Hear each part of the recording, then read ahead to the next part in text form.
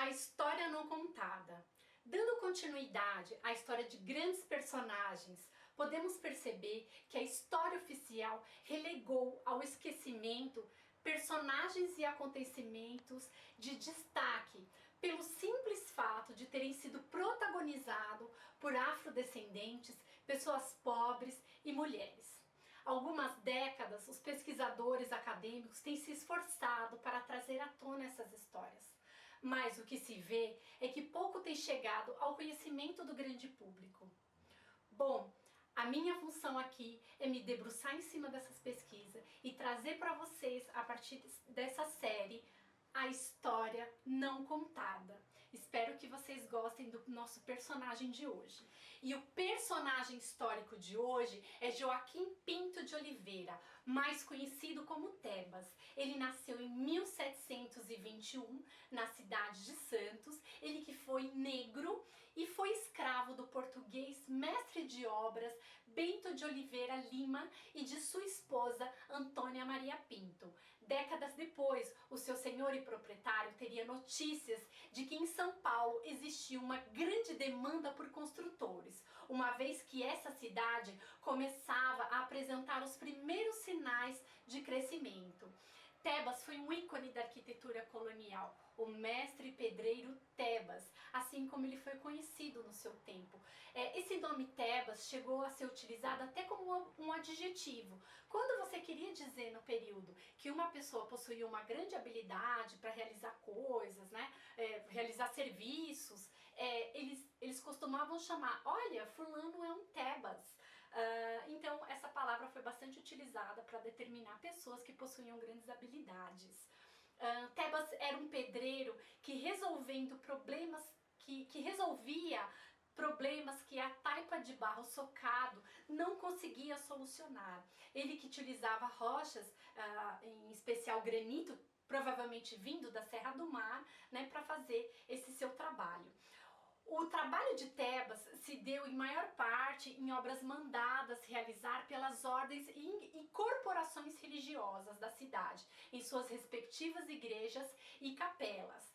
Dessas obras do qual ele realizou, da fachada e torre dessas igrejas, a maioria delas não existem mais, elas foram demolidas para dar lugar à São Paulo moderna, e somente existe duas que estão em pé e que eu convido vocês a conhecer. Uma delas é a fachada e a torre da igreja de ordem terceira do Carmo e a capela de ordem terceira do Seráfico São Francisco. Então tem essas duas obras que estão de pé. As outras que foram demolidas foi a antiga Matriz da Sé, que serviu de primeira catedral de São Paulo, a igreja do Mosteiro de São Bento e a torre do Recolhimento de Santa Teresa. Essas foram demolidas. É interessante a gente lembrar que lá em Santos, por estar nas proximidades de um porto e sempre recebendo ali novas ideias, tendo contato com as novas tecnologias, Santos já estava acostumada a fazer as suas construções em pedra de cantaria. São Paulo não. Aqui em São Paulo só era utilizada a taipa, que é a técnica do barro socado. Tebas ele vai fazer parte de uma grande transformação da cidade, porque aquela cidade que não conseguia construir edifícios altos por conta das dificuldades que o barro socado lhe traria, Tebas traz essa solução, que é a pedra em cantaria. Então ele consegue construir edifícios mais altos do que a taipa não conseguia. Uma das obras de Tebas que devemos mencionar foi a construção do primeiro chafariz público da cidade, o da Misericórdia, talhado em pedra, com 4 torneiras, em que a água era conduzida por gravidade das nascentes do Carraguaçu Alto do Paraíso, por meio de tubos de papelão coberto de betume, tornando-se assim o pioneiro na construção do sistema público de abastecimento regular de São Paulo. A história de Tebas ela foi relegada ao esquecimento e alguns pesquisadores, quando cita esse personagem histórico em suas obras, eles geralmente costumam falar, será que ele existiu de verdade? Né? Sempre coloca isso em dúvida. Ele é um mito, ele é uma lenda.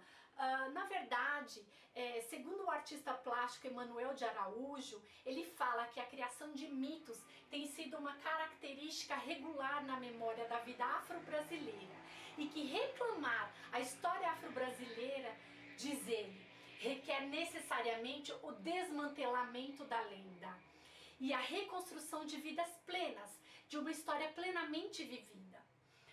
Bom, Tebas vai conseguir a sua alforria em 1778, após o término da construção da antiga matriz da Sé. E como que isso vai acontecer? O seu senhor, ele vai ser contratado para fazer a torre da igreja, ele vai receber o adiantamento do pagamento, vai trabalhar por 2 anos. Só que nesse período ele acaba falecendo, a sua esposa que começa a administrar os seus negócios, por conta de dívidas, ela acaba perdendo a posse do Tebas, a igreja adquire o Tebas e o padre chamado Mateus Lourenço de Carvalho vai fazer um acordo com Tebas, vai falar para ele, olha, se você terminar a construção da igreja, que já estava ali levando um tempo e sendo adiada e era de grande importância para a cidade na época, ele faz esse acordo, quando você terminar de construir a igreja, eu te concedo a sua alforria, e assim foi feito. Depois de alforriado, em ascensão profissional, Tebas cumpre uma das exigências que a sociedade escravagista estabelece para todo indivíduo livre naquele momento, que é a necessidade de ter escravizados. Assim, de cativo, ele passa a ser senhor, proprietário de 2 escravos. Ele alcança prestígio social, sendo chamado de mestre. A partir de 1808, ele exerce a função de juiz de ofício de pedreiro, examinando e passando certidão a novos oficiais. A memória de Tebas, ela por muito tempo vai ser relegada ao esquecimento. Ela só vai ser retomada a partir da década de 70. Talvez um dos melhores tributos a Tebas seja o samba de Geraldo Filme com a música Tebas o Escravo, composta para o samba enredo da escola de samba O Paulistano da Glória. Em 2018, nas comemorações dos 130 anos da abolição da escravatura no Brasil, o Sindicato dos Arquitetos do Estado de São Paulo insere Tebas no seu quadro associativo, reconhecendo-o oficialmente como arquiteto. Lembrando que esse reconhecimento ele é do Sindicato dos Arquitetos do Estado de São Paulo e não veio ainda do CREA. Bom, gente, espero que vocês tenham gostado do nosso personagem de hoje. Eu peço que vocês compartilhem esse vídeo com seus amigos, com as pessoas que vocês acham que vão gostar. Deixem os seus comentários, deixem o joinha também. E a gente se vê num próximo vídeo. Tchau!